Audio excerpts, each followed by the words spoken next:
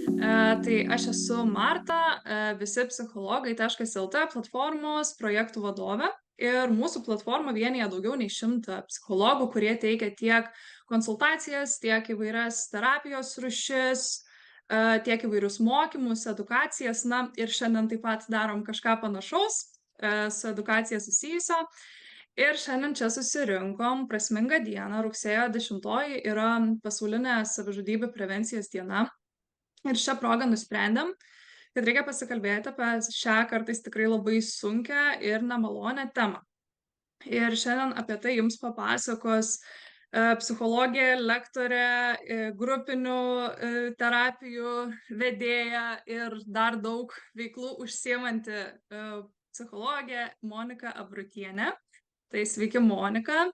Sveiki, Marta, sveiki visi. Džiaugiuosi matydama kelis veidus, kad kažkas dar yra čia, ne tik pavardės.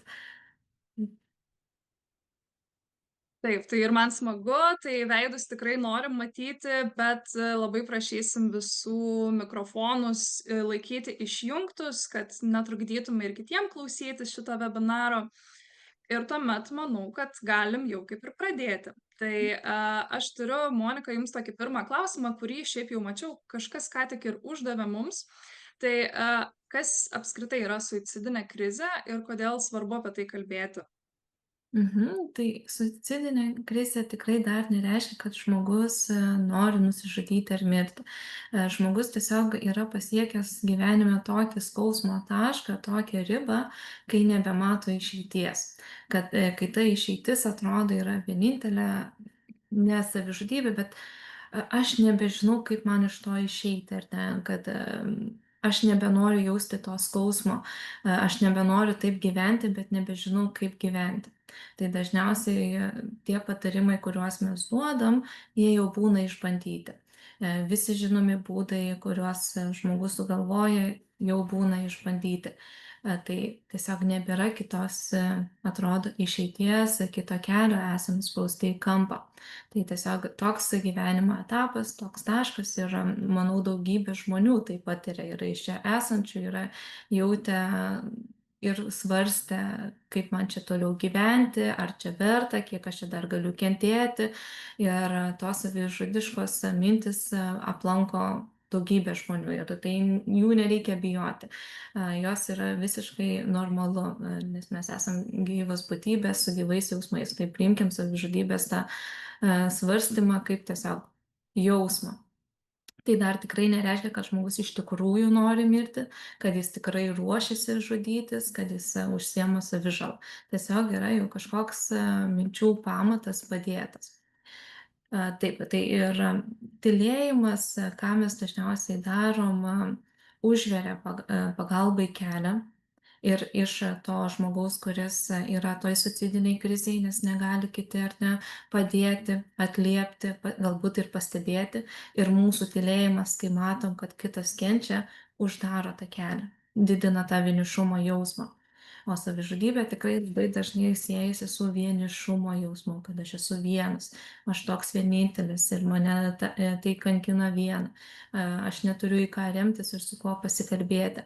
Tai tikrai tas kalbėjimas ir kalbėjimas apie savižudybės, apie savižudybių prevenciją, kaip tai atpažinti, gali būti tiltas į geresnį rytojų, į šviesesnį rytojų, ir mes tikrai galim išgelbėti daugybę žmonių vien kalbėdami, ar ne. Tai šiandien čia ir stengsiuosi padėti suprasti, kaip pastebėti žmogų kenčiantį, kaip nebijoti prieiti, iš kur tos drąsos gauti, o žinios tikrai padeda įgyti tos drąsos, kai žinom, kaip elgtis. Nes dar visai nesenai žodis suicidas, savižudybė mūsų labai labai gąsdino, dabar jau tampa tokia galbūt nelabai gražia, bet tokia realybė. Kai mes apie tai turim kalbėti ne tik asmeniniam gyvenime, tarp artimųjų, bet ir darbo aplinkoje. Mhm. Ir iš tikrųjų suprantu, kad tikrai labai svarbi tema, bet tada gal kitas klausimas natūraliai kyla, tai kaip tą krizę atpažinti, nes tikriausiai pats žmogus, kai jau ją jaučia, tai jaučia ir atpažįsta, bet gali galbūt net tiesiogiai ar kažkaip neaiškiai ištransliuoti į išorę. Tai galbūt yra kažkokie ženklai, kuriuos mes galim pastebėti. Mhm. Tai dažniausiai, ką mes pastebim darbo aplinkoje, ar ne, tai kad staigūs nuotaikos pokyčiai. Jeigu žmogus visada šypsojosi, buvo energingas, labai komunikabilus, e, siūlydavo imti projektus, padėti, klausinėdavo, kaip tavo diena praėjo, pasakodavo apie savo laisvalaikį, staiga to nebedaro, užsisklendžia. Supyksta, jeigu jūs paklausit, na, kaip tavo savaitgalis praeina. Vieną kartą gali labai maloniai papasakoti, kitą kartą gali pykčio protrūkis būti. Įsijungia toks vengimas, ar ne, jau aš nebenoriu imti naujų projektų, aš nebenoriu bendrauti su kolektyvu. Atsakau tiek, kad manęs daugiau nebeklaustų, bet, nu, kad ir nepastebėtų, kad man kažkas negerai, tai aš ir galiu pasakyti, ai, ten kažką veikiau savaitgalį vietoj to, kad papasakot, nežinau, kad ir galbūt anksčiau pasakodavo, kad keliavau, leidau laiką su šeima ir panašiai. Tai dabar dažniausiai tas žmogus gali gulėti lovoje, nieko neveikti, labai pasyvus tas ir laisvalaikis būti. Na ir apie tai žmogus nenori pasakoti, nes jis prisimena vėlgi tą slogią nuotaiką ir būseną. O tikrai žmonės mėgsta ir darbe pasislėpti ir nejausti viso to.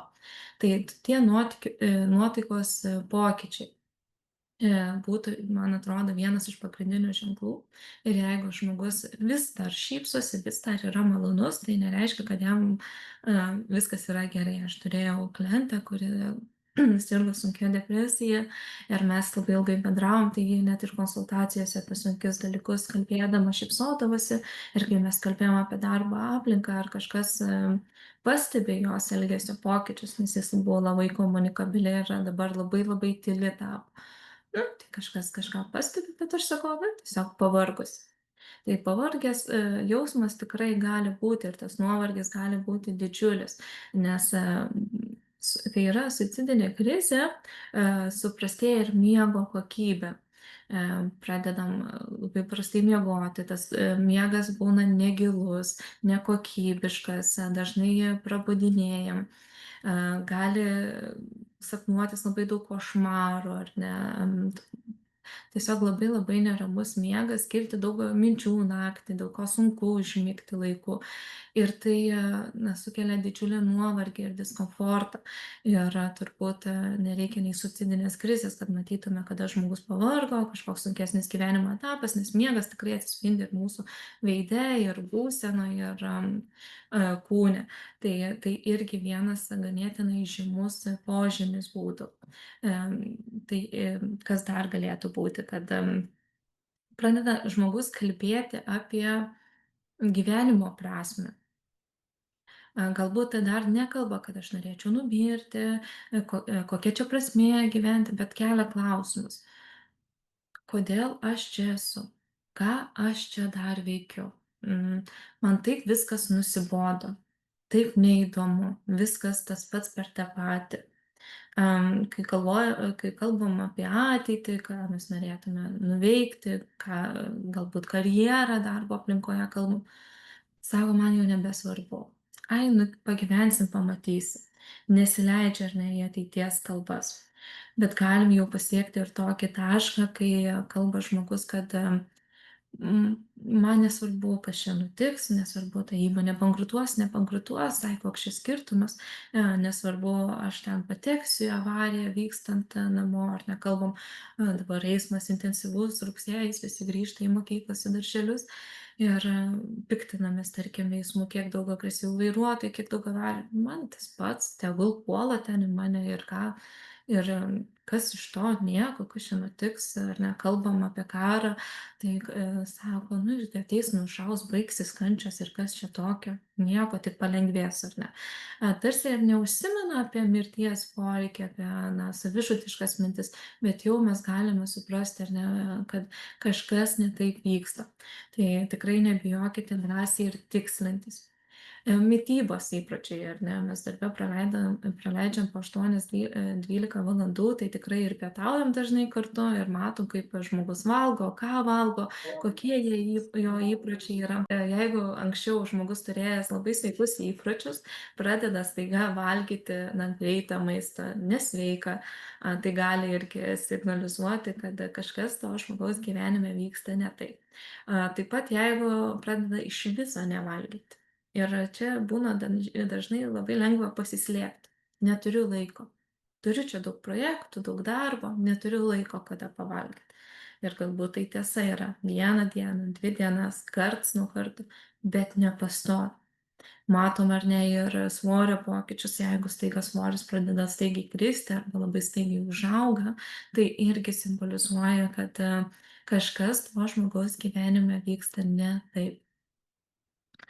Em, Taip, keičiasi, tai jeigu apibendrinant, keičiasi bendravimas, nuotaikų kaitos, mitybos įpročiai, miego sutrikimai, em, ir rodo atsisveikinimo ženklus. Galbūt darbo aplinkoje yra šiek tiek sunkiau pastebėti, bet artimoje aplinkoje tikrai dažnai galim pastebėti, kad grąžinam visas skolas, visas pasiskolintus daiktus. Taip atsisveikina, tarsi daugiau niekada nesutiksim. Darbo aplinkoje taip irgi gali būti, ar ne? Nežinau, ar aš grįšiu po atostogų, tai aš atsisveikinu, matysim, kaip bus. Neima naujų projektų, nepradeda naujų darbų, nes, na, galbūt ta ateitis yra labai neaiški ir ruošiasi atsisveikinimui.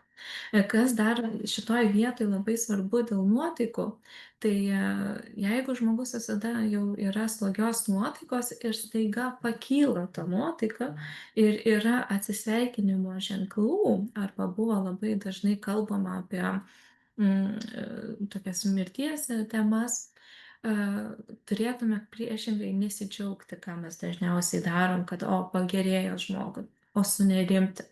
Nes tai dažniausiai reiškia, kad žmogus nusprendė pasitraukti iš gyvenimo ir jis turi aiškų planą. O jeigu prisiminsim, kas yra suicidinė krizė, tai didžiulis skausmas, ar ne? Ir ta šypsena kyla, palengvėjimas kyla dėl to, kad žmogus žino, kad tuoj tas skausmas išnyks. Jis rado tą išeitį ir ta išeitis yra savižudybė. Tai svarbu paminėti, ar ne? Visi mes kartais blogai miegam, kartais turim daug darbų, kartais vat, pasikalbam apie tai, kokia gyvenimo prasmė, bet visi šitie ženklai, kuriuos išvardinau, bent 5 iš jų, turėtų būti ne mažiau 2 savaičių ir ko ne kasdien. Tai nereiškia, kad aš atėjau be nuotaikos ir nenoriu kalbėti, arba, na, mano savaitgalis nebuvo įdomus ir aš tikrai galbūt gulėjau, leidau sau ilsėtis, kad aš galvoju apie savižudybę. Ne, tai reiškia tiesiog, kad aš buvau pavargus. Bet jeigu aš a, nebesirūpinu savimi, ar ne, nesimaitinu sveikai, ieškau, kam ten palikimą palikti, klausiu rekomendacijų, kaip, na, nežinau, tie patys laidotuvių tvarkymai vyksta, kaip, kas vyksta, kokios procedūros po mirties. Prastai miegu jau ilgą laiką, mes galim svarstyti, kad kažkas vyksta. Ir tada jau einam prie kitų žingsnių, kad nebijoti eiti ir kalbėti. Tai mano kaip tik toks sekantis kylantis klausimas ir buvo apie tą kalbėjimą, nes net ir pastebėjus ženklus tikriausiai sunkiausia ir baisiausia dalis yra prieiti ir paklausti. Ir tikrai esu girdėjusi, kad žmonės bijo ir sako, o jeigu žmogus iš tikrųjų nenori nusižudyti ir aš vat jam dabar įkišiu šitą mintį į galvą, arba čia paklausiu ir ant manęs supyks, na tai tikrai yra daug ir nepasitikėjimo savim būtent šitoj temoj ir daug klausimų, tai galbūt jūs galit pakomentuot, kaip elgtis tokioj situacijoj, kai mes pastebim. Taip, šitą mitą mes turim, kad aš paklausiu žmogaus apie savižudybę ir jis dabar pradės apie tai galvot. Na, duosiu jam idėją. Tai turbūt aš kiekvieną iš jūsų galėčiau paklausti, ar jūs galvojate apie savižudybę ir jūs man greičiausiai, ar ne, sėkmingu atveju atsakytumėt, kad ne, nu, kodėl aš turiu čia galvoti, čia yra tiesiog gyvenimo sunkus etapas ir viskas, aš žinau, kad jis praeis. Bet žmogus, kuris galvoja apie savižudybę, ir jeigu mes jo paklausim, gali atsakyt, kad na, man kartais galbūt ir kyla tokių minčių, galbūt aš svarstau apie tą savižudybę ir tai gali būti labai gražus kelias į gilų pokalbį. Tam žmogui galime suteikti vilties, kad jis turi erdvę, su kuo gali pasikalbėti, kuris nebijo žodžio savižudybė, kuris nebijo minties, nes tikrai vis dar baugu yra kalbėti apie tai, baugu pasakyti savižudybė, mirtis, suicidas. Ir atkuriama visuomeniai tokią stigmą, kad mes apie tai negalim kalbėti, kad mes nesam normalūs, kad taip jaučiamės, kad neturėtume gėdytis šitų jausmų, kad esam silpni galų gale. Ir kai mes ateinam ir paklausiam žmogaus, ar tu galvoji apie savižudybę ir jis atsako mums teigiamai, a, jis gali pasijusti drąsiau, ypač tada, kai mes neišsigąstam, nepasimetam, nebandom pabėgti, nukreipti temos, nusimesti, o sakom, papasakok man daugiau, aš girdžiu, aš girdžiu, kad tai yra labai rimta, kad tau yra labai sunku. Papasakok, kas vyksta, apie kas nutiko, kad tu galvoji apie savižudybę. Mhm. Tai atrodo labai lengva dabar klausant, tačiau iš tikrųjų įsivaizduoju, kad sunku, kai jau reikia praktikoj panaudoti šitą įgūdį. Ir aš kažkaip pagalvojau, kad tikriausiai net ir pasikalbėjus su žmogumi, su kolega, jo problema kaip ir neišsisprendžia. Tai galbūt yra kažkokie tolimesni pagalbos būdai, ką galim daryti. Taip, tai ir dabar kalbant ar ne, jeigu turite savo darbo aplinkoj žmogų, kurį įtariat, kad jis galėtų galvoti apie savižudybę, gali kilti vidinė įtampa, ar ne, gali mūsų kūnas įsitempti, pagalvojus, kad aš dabar turėčiau nueiti jo ir paklausti, ar tu iš tikrųjų galvoji apie savižudybę. Ir gali būti, kad jis pasakys taip. Tai nesijauskit kažkaip blogai, taip turbūt jaučiasi daugelis žmonių ir aš pati pradėjusi dirbti savo darbą kaip psichologė, tikrai turiu ganėtinai dažnai šitą klausimą užduoti ir visada įsitempti. Visada. Negaliu sakyt, galbūt bijau, bet visada apgalvoju, kas bus po to, jeigu atsakymas bus teigiamas. Kaip aš turėsiu atliepti, ko kokią pagalbą suteikti tam žmogui, kaip klausti, kaip išbūti. Tai negaliu klausti ar ne konsultacijos pabaigoj, kai lieka 10 minučių, nes žmogus ar ne negalės išsipasakoti iki galo. Tai darbo pabaigoj, jeigu jūs esat suplanavę vizitą pas gydytoją, neklauskit šito klausimo. Pasilikit daug laiko. Aš gal norėčiau šiek tiek paliesti, ką daryti ar ne paklausus ir sužinojus, kad žmogus nori nusižudyti tiek darbo aplinkoj, tiek galbūt artimoj. Tai pirmiausia, patikėti. Nesakyti, kad ką tu čia nusišneki, juk gyvenimas nuostabus, tu turi 5 vaikus, tavo karjera ten aukštumoj yra didžiulis namas, ką tik įsikėlėt, ką tu čia kalbi. Ne, mes taip nesakom. Mes sakom, aš girdžiu, kad tau labai sunku. Aš noriu suprasti, kas vyksta. Papasakok man. Ir padėk man suprasti. Nereikia būti specialistu, nereikia žinoti kažkokių terminų, kažkokių teisingų klausimų. Kalbate taip, kaip jaučiatės, klausite to, ko norite. Tai turėtų būti, žinoma, atviri klausimai, ne kažkur vedantis. Taip ir klausim, padėk man suprasti, aš girdžiu tave, aš tave matau. Ir tikime tuo, ką sako, tikime tą riziką. Pasitiksliname. Pasitiksliname, ar ne, kitų su kolegom, ar ne, tarkim, ar tu pastebėjai pokyčius, ar gali būti, ar tu esi pagalvojęs, kad jis galėtų apie savižudybę galvoti, svarstyti tokį variantą.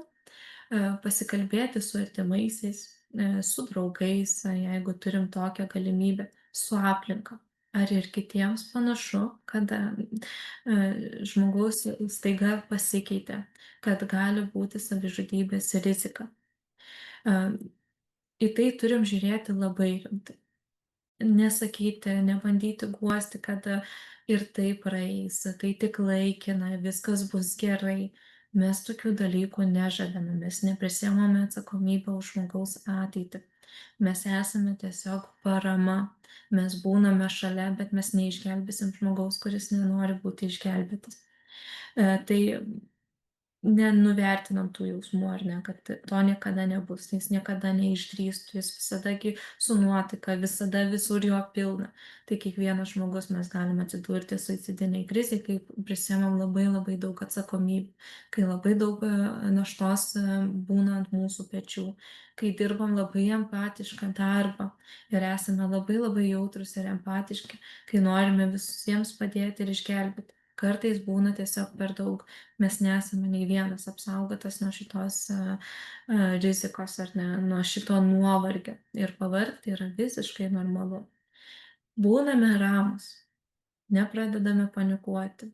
Ką man daryti? Gal mes skambinkim, gal mes eikim, gal nekalbėkim, gal mes kitą dieną pakalbėkim apie tai. Nepanikuojam, būname ramūs tiek viduje nepanikuojame. Suprantu, kad apima ir vidinis drebulys, ar ne, ir rankos gali pradėti virpėti, ir veidas išsigąsti.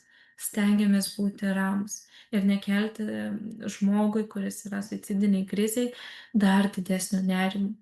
Nepradedam verkti, nepradedam manipuliuoti, kaltinti, sakyti, kokią tu dabar man naštą užkrovei. Nesukeliam žmogui dar didesnės kaltės, kurią jis jaučia. Žmogui išgyvenančiam sunkumus taip sunku kalbėti, ar ne? Taip sunku dalintis, priimti tą pagalbą. Ir tikrai labai dažnai tas žmogus ieško aplinkoje, su kuo pasikalbėti. Tai jeigu jis pasiryžo jums pasakyti, kad taip, aš galvoju apie savižudybę, nematau išeities, mano gyvenimas pasidarė per sunkus, kalbamės ar ne apie tai, būname ramūs ir tada einame prie sekančio žingsnio, išklausome, klausomės tiek, kiek reikia, leidžiame žmogui verkti, pykti, gedėti taip, kaip jam ar ne norisi. Būti taip, kaip norisi, jeigu jis nori būna tyloje, jeigu norisi kalba, jeigu norisi tik verkia, leidžiame būti ir suteikiame jam tiek erdvės, kiek reikia. Dėl to ir sakiau, nesikalbam darbo pabaigoje, kai turit svarbų vizitą. Turi turėti žmogus pakankamai laiko, mes negalim jos skubinti. Tai nesakom, neverk, viskas bus gerai, ar ne, ko tu čia pyksti, rėkauji, ką tu čia nusišneki. Ir panašiai nenuvertiname tų jausmų ir nebandome tylos užpildyti. Šitame pokalbėje mes esame klausytojai. Dialogas, ar ne, yra kalbantysis ir klausytojas. Tai kai kalbame apie savižudybę su žmogumi, kuris apie tai galvoja, mes esame klausytojai, kurie mažiau kalba, o daugiau klausosi ir bando išgirsti. Ne tik yra šalia, bet bando ir išgirsti.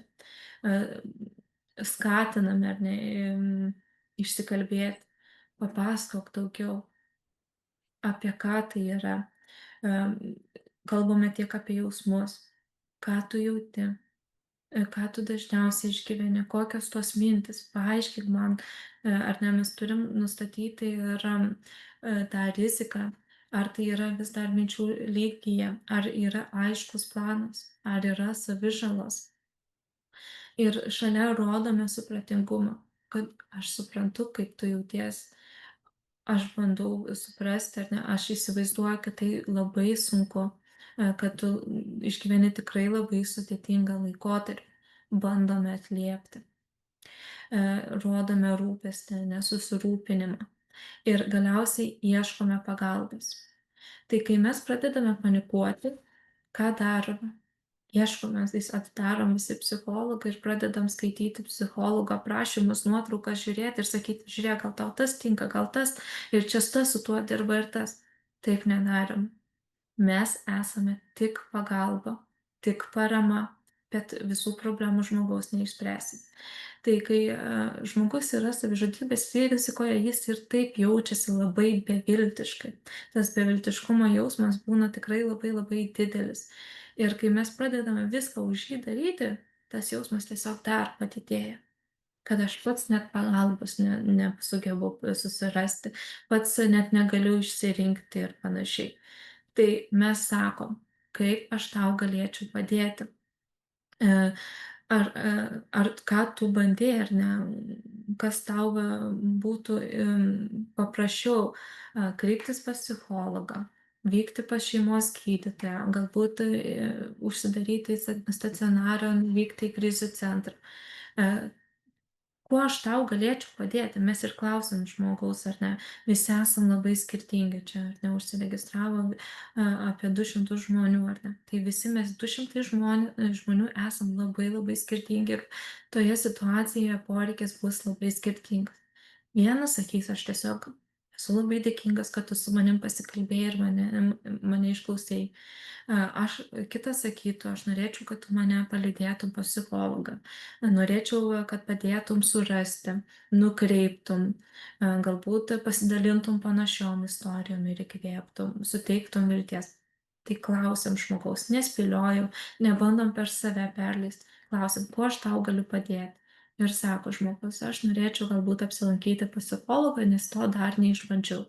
Tai neieškom už jo ir sako, gerai, pažiūrėkim, kur mes galėtume ką rasti, kokio tu psichologo norėtum ar ne, pažiūrėk, gal pasiūlom ar ne, yra viena platforma, kita platforma, ar tu bandėjai žiūrėti. Pažiūrėk, kuris psichologas tau pasirodys artimesnis, galbūt kažkokia psichoterapijos kryptis tau svarbi.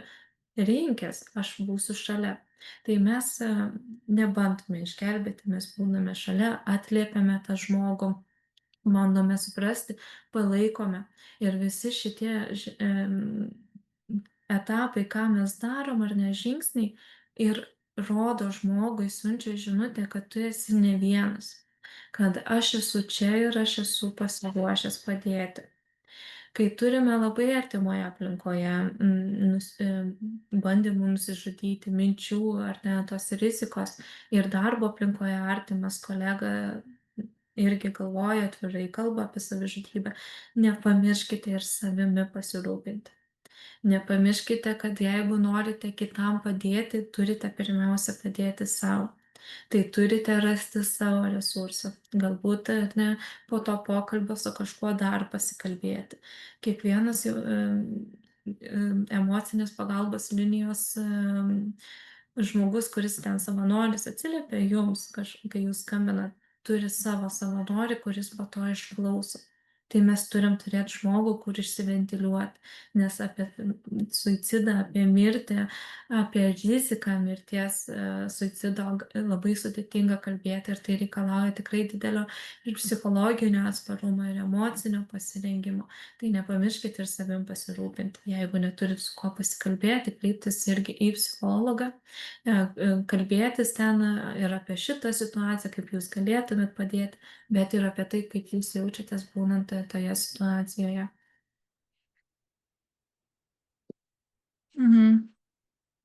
Tai ačiū, tikrai labai daug tokios naudingos informacijos, kaip kalbėti, apie ką kalbėti, ko nesakyti. Įsivaizduoju, kad vis tiek skamba vis dar lengviau nei galima įgyvendinti. Ir labai svarbu, manau, kad paminėjot, kad ir svarbu po to savim pasirūpinti, nes tikriausiai ganėtinai sunku yra, nors ir stengiamės tam žmogui to neparodyt, vis tiek tikriausiai yra labai sunku tai išgirsti. To dar ilgai ganėtinai su tuo gyvenam patys. Dar apie ko nedaryti yra 3 dalykai, kuriuos manau yra svarbiausi, tai jeigu galim aš dar juos pasakysiu. Tai neteisti, nežadėti ir nežadėti, kad niekam nesakysite. Neprisiimkit šito viso krūvio ant savęs. Tai mes turim žingsnį, kada turim pasikalbėti su artimaisiais, to žmogaus artimu ratu. Tai arba kreiptis į HR, arba kreiptis į psichikos kliniką ar ne į skubią pagalbą.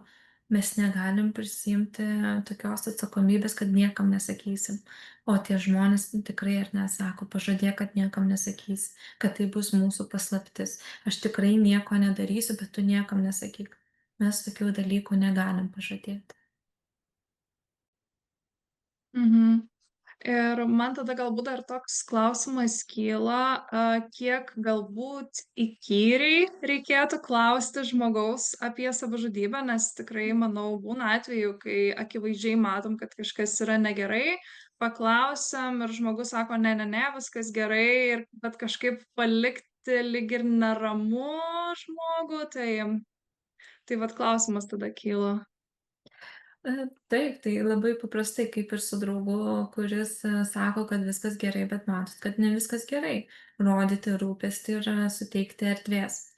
Jeigu žmogus sako, kad aš tikrai negalvoju apie savižudybę ir man viskas gerai, tu čia išsigalvoji arba ne taip supratai, galima ir pasidalinti.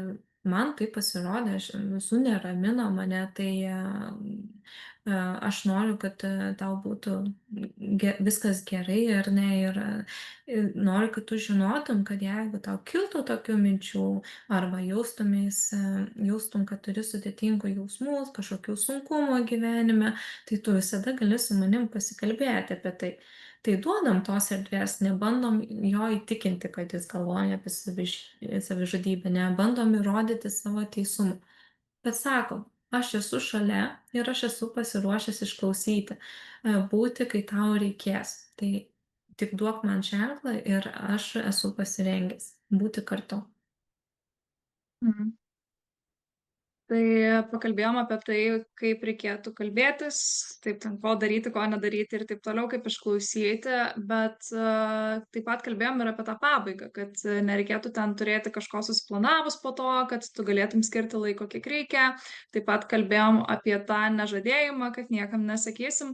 Tai man tada natūraliai kyla klausimas, kas po to. Mes jau vat Mhm. pasikalbėjom, bet kaip tą pokalbį užbaigti, kaip atsisveikinti po to. Mhm. Pa Tai galima sudaryti tokį saugumo paktą, kad jeigu tu galvosi, tau kils labai stiprus noras save žaloti, tu gali paskambinti man. Bet vėlgi čia mes užsikraunam labai daug atsakomybės ir svorio. Tai aš siūlyčiau tai siūlyti kaip variantą, bet priminti, kad mes turime labai daug e, emocinės pagalbos linijų ir jie dirba kiaurą parą ir gali atliepti ir ten specialistai yra apmokyti, kaip bendrauti su žmonėmis, kurie išgyvena suicidinės krizes. Jeigu jaučiam, kad tai yra tik mintis, tai mes galim ar ne pasikalbėti, paleisti, tada pasiteirauti, kaip tu laikaisi, kaip tavo nuotaikos, būti jautresniems ar ne to žmogaus jausmams, bet vėlgi neįkyriai. Duoti ir tam žmogui erdvės, nes atsakomybę už viską turėtų prisiimti jis. Mes tiesiog karts nuo karto galėtume priminti, kad esame čia ir vis dar žinome tą situaciją, vis dar apie ją galvojame ir mums vis dar rūpi. E, Jeigu mes jaučiam, kad reikia dar sekančio žingsnio, tai reikėtų kreiptis profesionalios pagalbos į psichologus, psichoterapeutus, psichiatrus ir ieškoti tos pagalbos kartu su tuo žmogumi, nebent, na nežinau, yra ta rizika labai labai reali, užtinkat su virve ant galvos ir jau viskas. Tada mes nebesikalbam ir nebelaukiam ir nieko ten nesiderim, skambinam skubiosios pagalbos numeriu ir sakom, kad taip tęstis nebegalima ir ta rizika yra didžiulė ir tavo gyvybė man yra svarbesnė. Tai ieškome tos jau rimtos pagalbos, ne patys bandome išspręsti ir apsiemame saugoti tą žmogų. Darbo aplinkoje mes ir vidinius resursus turime, tai yra HR-as, tai kreipiamės į tą žmogų, kalbamės su tuo vadovu, galų gale kalbamės, ką galėtume padaryti, kaip padėti tam žmogui. Čia labai svarbu ir praktinis palaikymas ir ypač iš vadovų pusės, galbūt lankstesnis darbo grafikas, galbūt sumažinti darbo krūvį, kalbėtis ar ne, pastebėti.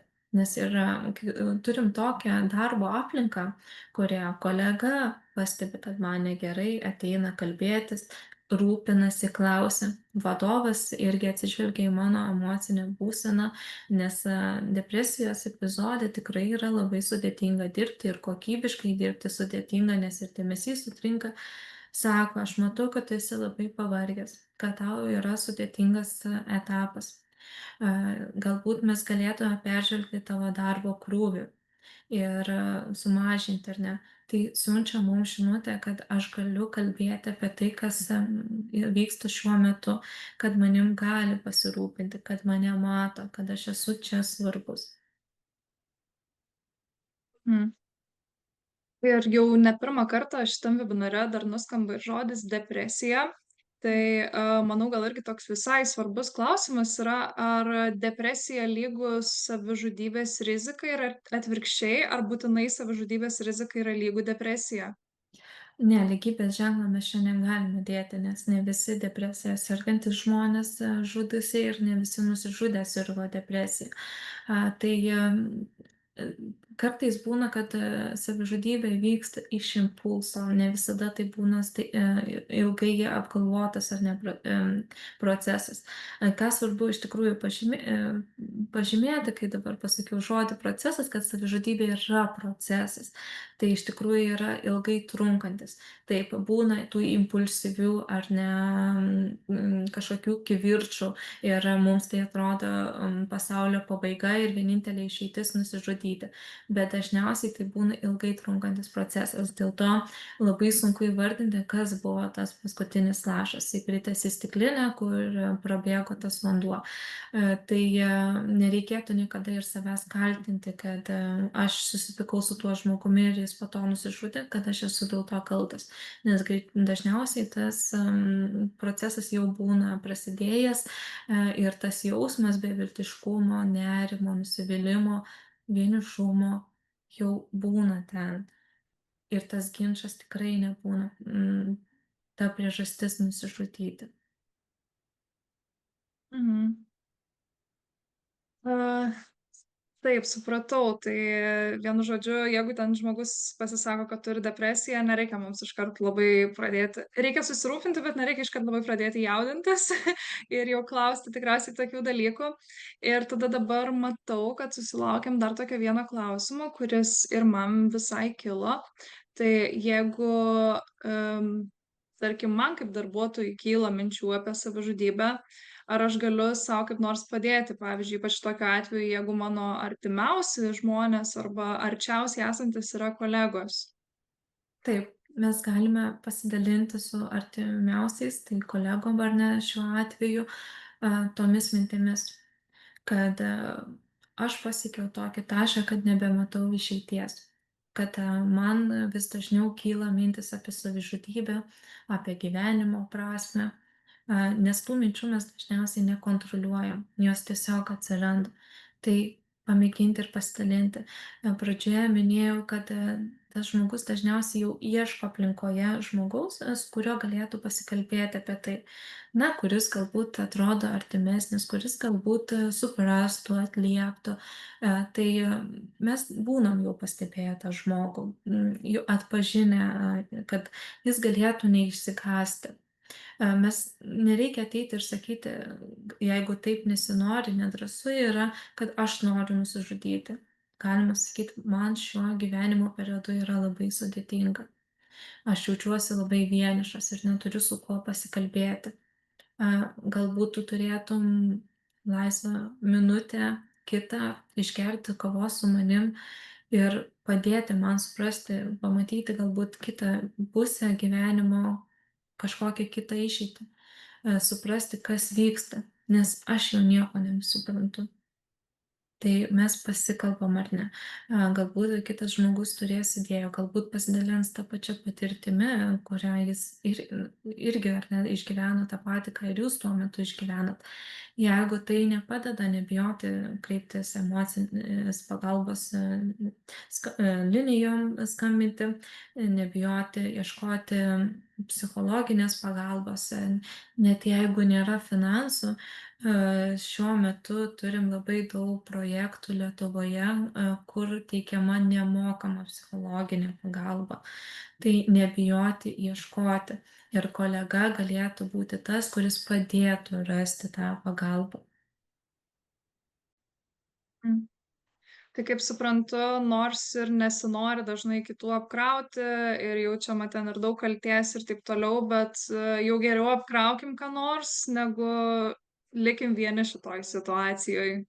Taip, aš kai konsultuoju šitą apkrauti kitą nenoriu, labai labai dažnai girdžiu ir psichologų niekas nenori apkrauti ir aš kai sakau, man atrodo, jūs kažko ten netesakot. Sako, tai jums bus per sunku išgirsti. Nu, bet aš ir esu čia tam, kad aš išgirčiau, kas jums yra sunku, o jūs esate tam, kad jums palengvėtų. Tai jeigu man bus per sunku, aš ir pasakysiu tai. Tai manau, kad kiekvienas turime teisę saugoti ar ne savo emocinę būseną. Ir tikrai, jeigu būna labai labai sunku ir jaučiate, kad nebegalite atliepti, tai ir pasakom taip. Bet pagalvokit iš kitos pusės. Kai jums kažkas kažką papasakoja, kaip pasiguodžia, kaip jūs jaučiatės? Dažniausiai jaučiamės gerai, įvertinti, svarbus, dėkingi. Džiaugiamės, kad galim kitam padėti, kad kitas pasitiki. Tai kodėl galvojam, kad mūsų problemos yra kažkokios mažiau svarbios, neįdomios.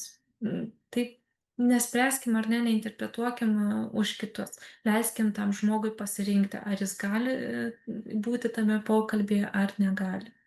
Tai nežinau, kiek žmonių iš tikrųjų jaučiasi, kad mane apkrovė čia bereikalingom problemom, ypač jeigu kalbam apie žmogaus gyvybę.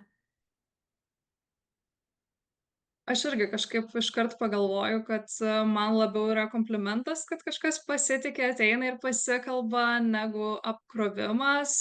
Tai tikrai skatinu ir visus besiklausančius, manau, šitą būtent žinutę išsinešti, kad jūs nieko neapkraunat, jeigu jums reikia, tai yra visada geriau negu būti vieniem. Ir ačiū Jums už tokį pasidalinimą apie tai ir dar vat, šiek tiek jau palietėt tuos pagalbos būdus tolimesnius. Tai kalbėjot apie psichologus, psichiatrus, apie nemokamą pagalbą. Tai galbūt dar galit prasiplėst, kokios tos galimybės, kas padeda labiausiai, kas padeda kokiais atvejais. Mhm. Tai mes turime ir kopos projektą ar ne Lietuvoje kompleksinės paslaugos šeimai ir tikrai žinau, kad daugybė miestų turi ir ten teikiama nemokama psichologinė pagalba, nemokamos grupės, tik jos jau priklauso nuo miesto.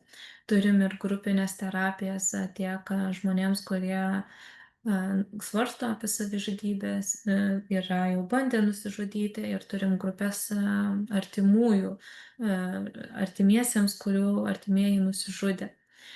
Turime ir miesto visuomenės sveikatos centrus, poliklinikas, turime krizių centrus, psichiatrijos klinikas. Turime daugybę įstaigų, kurios teikia psichologinę pagalbą.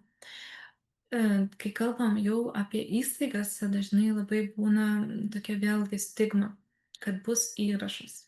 Tai tų įrašų nebūna. Aišku, jeigu į polikliniką kreipiatės, tai taip gali likti.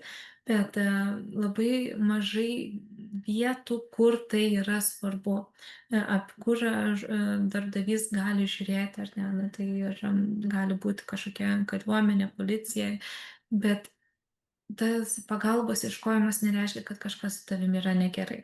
Net jeigu tu ateini ir kalbi apie savižudybę,